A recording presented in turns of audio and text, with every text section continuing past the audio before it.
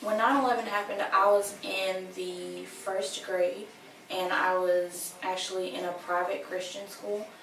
And I just remember a teacher coming in our classroom and telling our teacher, you know, we need to get to the chapel, we need to have prayer, something happened. And they let us go to the chapel, and we prayed, and then we went home early.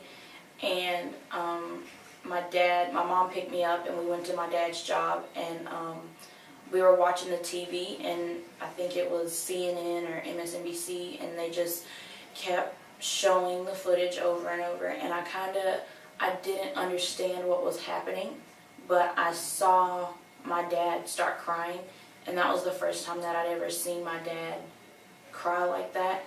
And so it just kind of struck me like this is real, like this is actually happening. I remember going home, and my mom spoke to me, and she said that she was very blessed, but we were also scared because she was actually in the World Trade Center a month ago and was in the very top floor, and she was just blessed that she wasn't one of the ones that was in there September 11th. I was actually at the dentist office whenever we heard about it over the radio, and it was such a shock, everybody. I remember two of the receptionists at the office in Charlotte were actually just like appalled, and I didn't really understand what was going on because my dad traveled a lot for his business. And so I was like, oh my gosh, was my dad on an airplane? But he was. I didn't really understand what it was. Like, I understood that it was bad, but I guess I didn't really get what was actually happening. But September 11th is actually my parents' anniversary, so they had plans to go out and eat, and I remember my mom calling my dad, and she was actually really calm, but you could kind of tell that it was upsetting her. But so he came home early from work, which like never happened, and then they just, like, we all just stayed home and watched the news, and they were calling family. We ended up going outside for a ceremony around the flag, had a moment of silence and prayer or stuff like that. And they were talking about what had happened, and we went back to class, and then went home and ended up watching it again on TV and actually trying to figure out what was happening, because at the time I was only like 7 or 8 years old, so I really didn't understand a whole lot. Well, my parents just got home, like all the kids were outside playing, and they just told us, you know, that the Twin Towers in New York fell. I had no idea there was even Twin Towers in New York. So, I mean, it didn't really have that much impact on me, but you could tell it affected my mom and dad a lot. I definitely felt kind of like nervous just because I didn't know what was going on, and definitely scared at some point just because it was such a big thing, and I kind of felt like I needed to like not let it show that I'm scared until my mom and my dad are like upset about it. So you kind of had to like grow up there for a little bit, just kind of like deal with it. My family was just everybody. It wasn't even like a day to be joking around like we usually do, like how my family jokes around, but it was just a downtime. It was just like, okay, this is what happens. If something happens, we need to make sure everything is all right, make sure my family was okay.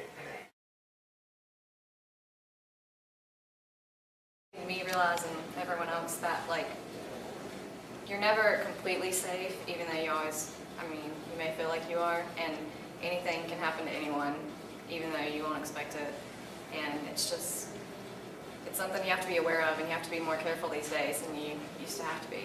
So you have to be. I think about it all the time because I have a cousin, he's in the military, he's overseas right now, but I think about it every day, like if something could happen. Definitely made me more aware, because it shows me that things like that can happen, that all of a sudden one day something that crazy can happen, and like even if it's like, it's kind of almost like weather's natural and it's going to happen, and sometimes it seems like stuff like that's just bound to happen, and I don't know, it just makes you more aware to think that, you know, one day something else like that may in fact happen, and you just have to prepare yourself for anything.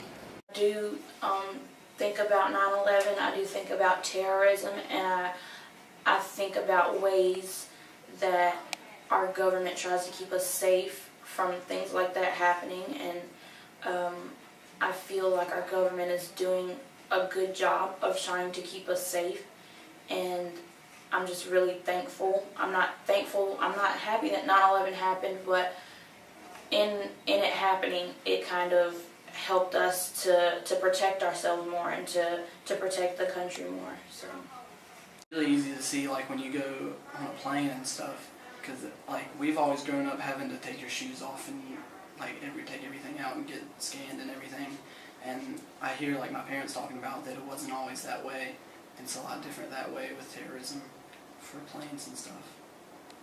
Something that, like, since we've grown up with it, we're kind of almost, it's in the back of our minds all the time, but it's not something that really shocked us because we were so young that, like, the fact that that could happen, it was just kind of became a part of who we were. And so now, like Dalton said, that all the airline regulations and everything, it doesn't seem weird almost to us because we didn't experience a time before that. More security restrictions. Like, I went to Mexico when I was 14, and getting through customs was tough, even though we weren't doing anything wrong. It still made you feel almost like you yourself were a criminal and that you were lucky to get through customs.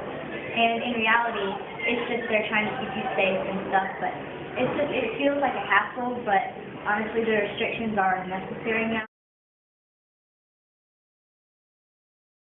It's made me less accepting in some ways just because whenever you see people like that, you're automatically, like, those thoughts come to your head. But then again, you don't want to group them all together because they're not all the same, so you can't just judge one person by their group of people. It's kind of opened my eyes to kind of, like, they may be different than me, but I mean, we're all still humans, and I mean, I guess, I don't know, it just kind of makes, I guess I've been more accepting. You got to tell yourself you can't judge people just off their looks because they might be good people, but after September 11th, it kind of puts a little bit of a doubt in your mind, and you're always wondering whether they are or they aren't. I think that after learning more about each, like, culture, I think